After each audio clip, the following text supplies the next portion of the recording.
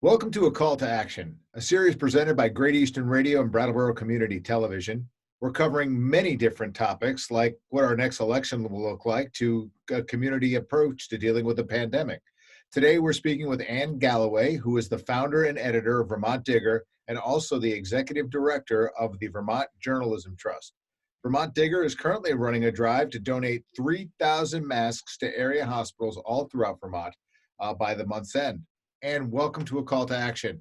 Thank you. Thank you so much, Peter. It's good to be with you. Yeah, so this just so that we're clear, Ann is clearly in an attic. What it doesn't look like for me though is I'm stuffed into a closet. Okay, I have a fancier background. Right. So, well, Uh, let's get into it. I mean, how do folks contribute to the mass drive? How do they do that? all they have to do is click on the donate button and give at any level to Digger. And then we, in conjunction with Vermont Glove, which is based in Randolph, will make sure that you get a mask to area hospitals. And we originally started, I think, with 5 hospitals. Now we have 7. Okay. Most are in southern Vermont, but we have a few in northern Vermont as well. And we've already delivered 1,500 masks. And we hope to deliver 1,500 more in just 10 days. We only have 10 days left. All right, well, we can do it. That's why it's one of the reasons why I kind of wanted to talk to you. I know that Brattleboro Memorial Hospital, which is the Yes. hospital closest to me, is one of the recipients to that. So on behalf of them, thank you. And thank you for thinking this drive. Now, I had a chance to speak with Sam Hooper. Who's Sam Hooper? Sam Hooper is the gentleman who owns Vermont Club, and how they kind of flipped. Honestly, I think I learned about them retooling through an article in Vermont Digger, and or a little piece in Vermont Digger that he was able to retool and stop his glove operation and make these much needed masks, which he's been shipping out. I ordered some as soon as I was done with the interview. What have you guys been finding, that there's been a lot of this kind of pivoting and retooling in Vermont that you've been able to report on? Yes, we've seen other companies like Vermont Teddy Bear in Shelburne. They're making masks now. Skida in Burlington is making masks. That's a hat company, very popular hat company. And then there are a number of distillers and beer and cider companies that are making hand sanitizer and that kind of thing. So I think there has been a real outpouring of support for the larger effort around the state. And Sam was one of the first, though. He was one of the first to make these cloth masks, which are used typically to protect an N95, which is the official mask with a respirator that healthcare workers wear. And then they often, it's layered, they'll have the N95, then they'll have the cloth mask, and then they'll have like a plastic shield that goes over their faces with almost like with a helmet. And, this is to protect them from close contact with people who have COVID and the risk that they could become infected. And as we've seen in New York and in Boston and other places around the country, it's the frontline healthcare workers who are really vulnerable here, along with grocery store workers and so on. But the most intensive scenario now, of course, is just in the hospital itself. Right, and of course the masks themselves for folks who are out and where social distancing can be pulled into play. The masks don't so much prevent you from getting, but it prevents you from transmitting if you're asymptomatic. So worth a note, worth getting one. So thank you for doing the drive. We'll circle back to that before we're done here, just to remind folks how they can contribute, because it's a super important drive, and I applaud you for doing it. I want to kind of get into this because there's been so much information, and if you pay attention at all to social media, I like organizations such as yourself for getting out this the true and real good information. But what is it like to operate a media outlet in a fake news era, where it's always seemed to be questioned? How critical is it that we exist? Well, I mean, I think before the COVID outbreak, there was a lot of concern about this issue regarding politics. And, it's a reality we've lived with now since the 2016 election, when everyone in the United States had been subjected to ad campaigns from Russia, and, from other fake news sources. And really, that was bad enough, right? And then you have something like this happen. And I think the thing that's really hard about social media is that anything that has been developed by scientists or by authorities tends to be shot down in social media. And when we don't have any kind of baseline for facts, it becomes a very difficult environment to do the kind of work that we do at Digger, because we want to make sure that we are talking to experts, that we're getting information that people really need as they need it. And in a case like the COVID pandemic, some of the facts are changing as we go, because not everything is known about this virus. And there are lots of rumors online that are misleading for people. And so, point of fact, on Wednesday, there's going to be a rally at the State House involving people who are pushing back on the governor's social distancing policies. And, these are people who believe that we've done enough, that the crisis is over. And they're basing this information on erroneous comments made by the president. So, even locally, we have people who are taking what the president is saying hook, line, and sinker, and they're not really questioning it. And instead, they're questioning the epidemiologists and the experts who are trying to keep people safe. And it's really, it's craziness. I mean, if you look at what's happening in England right now, I don't know if you heard the reports on National Public Radio yesterday, but there are people who are setting cell phone towers on fire because they believe that the 5G technology from China is spreading the virus.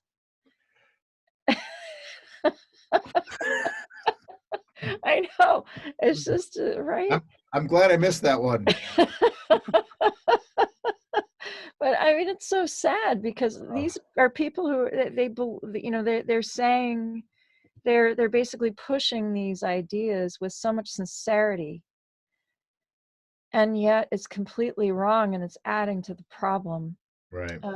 And it's funny because I'm reading a book by Daniel Defoe right now called The Year of the Plague. I highly recommend it. It's about the Black Death in London in 1664, and the description is so amazing because it could be New York today, you Right. know. Yeah. And the section I'm reading right now talks about all of these um, fortune tellers and sorcerers and palm readers who were trying to help people understand whether they were going to survive or not. And with social media, we're just not that far off. No. And most of those people in today's world have already been appointed to lead something. Um, all right. So here's part of the problem, as I see it, and you can tell me if you agree. I think the line between actual news and opinion has gotten blurred. And case in That's point, true. Yeah. I write an opinion piece for a newspaper every week, and it's penned every week. And when people disagree with my opinion, they call me a lousy journalist. At which Mm, point I have to remind them I'm not a journalist. I'm a man with an opinion. There's a real difference. So do yeah. you find that at all happening at Vermont Digger? I mean, you guys don't run really any opinion pieces. You just run straight news, correct? Well, we do run commentaries, but they're written by people who are in the community. Right. And then we have two columnists, and we identify those pieces so that people know the difference. Okay. But 90%, 95% of what we publish is straight news. And we ask our journalists to really adhere to a very strict, nonpartisan approach to things, and really go after their reporting with curiosity and rigor. And it really comes down to that. The way we used to do it, right? And well, I mean, Yeah, it's pretty old fashioned. It's true. yeah, right. How very Walter Cronkite of you. Uh, let's let me do this now. Let's delve into how you operate as an organization. You're a news organization, but you operate as a nonprofit in a nonprofit model, as opposed to a for-profit entity, which would be, Mhm. I don't know, like probably a newspaper or a radio station. Why choose that model? Well, because there aren't any profits in media right now, Okay, number one. all right, Number two, I had worked at the Rutland Herald and the Times Argus for about 10 years before I started Digger. I was laid off there. And I felt that over time, the newspaper had lost its deep commitment to the public, I mean, to readers, and that there was less of an investment in the news. And because it was a for-profit and one family benefited, there was some agita about that. People weren't sure about some of the cuts that were made and justifications for those. Um, and I knew at the time that they were in free fall, and there wasn't really a lot anybody could do about it, because that's the condition in which newspapers have been operating since the advent of the internet. But I think that more broadly, it just people need to believe in the news organizations that they read. I mean, when you read something, you're actually, it's insidious, but it's just so powerful, right? It's going into your brain. You know, you're taking in information and it becomes part of your mind. It becomes part of the way you think about the world. It's a right, really sacred duty for us to get that right and to think about readers as opposed to thinking about, any other reason for doing this work. And so there's a purity about that with a nonprofit that I found appealing. And I also thought it was a way to stay transparent, with the readers. Here's what we're doing with their money. right. And 85%, of our employees are on the news side. It's probably a little bit, we probably don't have enough people in the business office, but we've been very committed to making sure that we have the news that people need. We don't get it right 100% of the time, but we try awfully hard to get it right 100% of the time. And that matters. It does, and I do believe that you guys are a pretty trusted source for Vermont news. So I think you're doing it. Um, I think you're doing it well. So Thank just you. just know that. Now, both you and I, and we talked about this briefly, have probably dedicated a large chunk of our lives to some form of media. You more in the print, me more in the audio aspect of it. Um, and what fuels that industry and my industry are advertising dollars. And right now, I was on a conference call with a chamber of commerce, and we were talking about the longevity in what it looks like post COVID, and they said, and do you know what and one of the people from the chamber had said, do you know what the first thing is that gets cut during something like this? And I interjected jokingly but seriously, and I said, yes, advertising. And even though we're finding that our readership, our listenership, our viewership is just through the roof right now. But there was a quick statement to get to my actual question is how hard have you guys been hit? Well, we don't know the full extent yet, but we do know that already we're seeing a 60% decline in advertising over the past month and a half. Mhm. And there are clients that we've worked with in the past who've been very regular, who've had to pull out, and are not going to make good on their contracts for the year. So we've had, I'd say, 8 to 10 accounts do that already. And we don't have a tremendous number of accounts to begin with. So I think, it's going to be really dicey this year. We might come in with 50% of what we budgeted, and that's based on some deals that were already solidified at the beginning of the year. So, yeah, I mean, I think that's, that's a significant amount of money for us. And we don't know how large donors are going to be affected because we're a nonprofit. We can accept donations. We have this Right. membership drive you mentioned, which is more about getting everybody in than it is about raising a dollar figure. But we have, a number of large donors who support us, and everyone's been hit 35% in the stock market. So, we have been lucky enough to continue to receive some funds through our drive, but I think that once this filters through, and we've never seen unemployment rates like this before, 30% unemployment in the state of Vermont. It's just unbelievable. I mean, when they talk about how slammed they are, people have to understand, and everyone has a right to be upset about what's happening with unemployment right now because people are desperate and need the money. Right.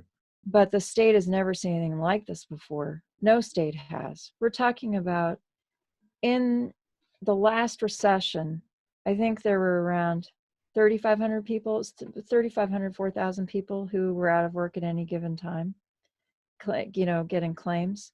We're talking about 30 to 40,000 people a week over the past 2 weeks. 10 No, times more people all at once. it's So, staggering. it's like 80,000 total, they think. It's staggering. Yeah. And it's like a switch was turned off. And, the governor is going to have to dial the economy back very slowly so that we don't get ourselves into trouble. But it really is going to be, I hate to use this word because everyone's using it as a bore, but it is unprecedented. I mean, Yeah. nothing like this has happened in modern history. And so, who knows what's going to happen between now and the end of the year. I just don't know. But I agree with you. I think post-COVID is going to be, that could be 3 years from now, Peter. Yeah. I mean, we don't know what post-COVID is. I mean, if the vaccine's not available for 18 months, uh, we have some partial openings in the economy. Maybe that'll be okay, but there's usually a hangover with these things. There's usually a boomerang effect for the states, and Vermont tends to experience the worst of it a year to 18 months after the fact. So I think this is just really starting. So I'm actually more worried about next year than I am this year right now. Yeah. And I think you're justified to at least have that on your radar and hope that it goes away. But if you got to prepare for it, either way. Um, Social media.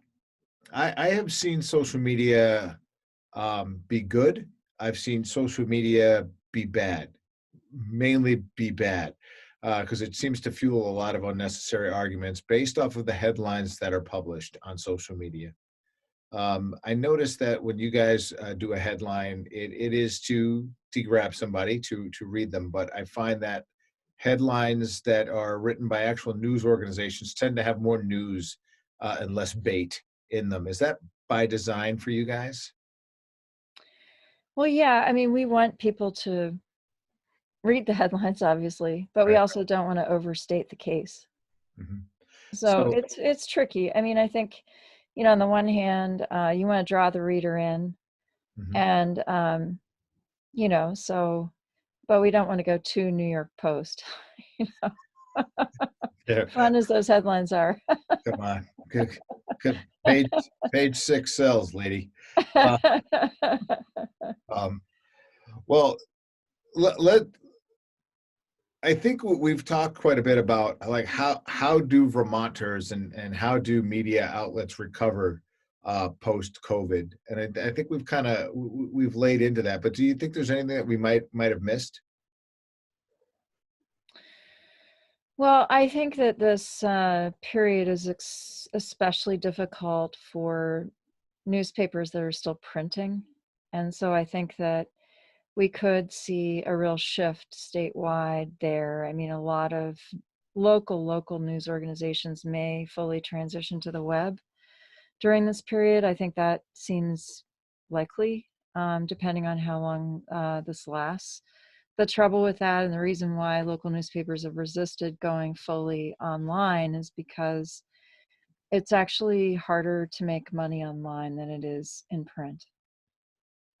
Yeah. And so, and the the reality is that Google and Facebook own they own more and more of the market. And it was, between 70 and 80% of the advertising market, and that hasn't changed in the era of COVID.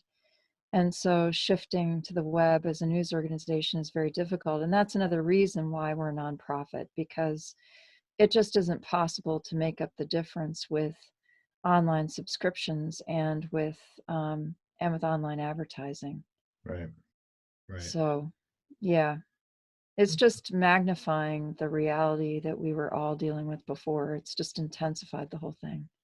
I think it's going to make some people better, and it's going to make some people go away, unfortunately. Um, Yeah. but I guess we'll all shake it out. But we're all Vermonters. Some of us broadcast from a closet, some of us on our attic, Hey, whatever works.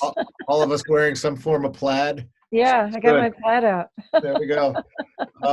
So let's just circulate before we end it. Let's one more time. So your goal is by the end of the month to donate 3,000 masks, excuse me, Yeah. to area hospitals throughout Vermont. A majority of them are in southern Vermont. Again, give us the website where they can go to make that contribution and how to do that. Yes, it's vtdigger.org. And there's a donate button right at the top and at the bottom of every story. And we hope that, if you read us every day and you really need us now, or if you've needed us before, really a contribution of any size is just so welcome and will help us send more masks to area hospitals. We've already delivered 1,500 masks. We've we've raised enough. We've received enough donations for another 200. And if we get another 300 in the next day or so, we're sending these out in 500 batches, because we want to get them out to people right away. Yep. And so that, we're hoping to get to a total of 3,000 by next Wednesday. So it's a bit of a reach, but, if you don't have a goal, you never get there, right? That's true. That's true. Well, continue. Good luck. Thank you for the good work that you're doing on behalf of the state of Vermont and getting out real good, credible information. Truly appreciate you taking the time to speak with us here today at A Call to Action. Peter, thank you so much for having me. It was really fun to talk with you. Good. Really great. Thanks. Thanks so much. Thank you.